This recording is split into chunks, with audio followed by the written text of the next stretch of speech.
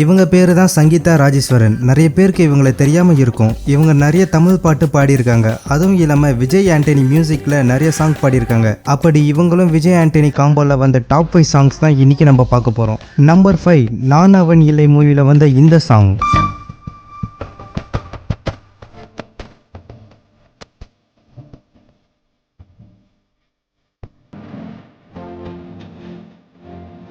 வேலாயுதம் மூவில வந்த இந்த சாங்.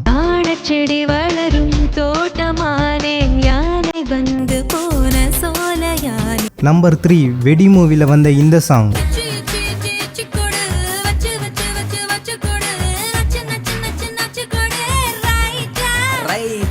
நம்பர் 2 வேட்டைக்காரர் மூவில வந்த இந்த சாங்.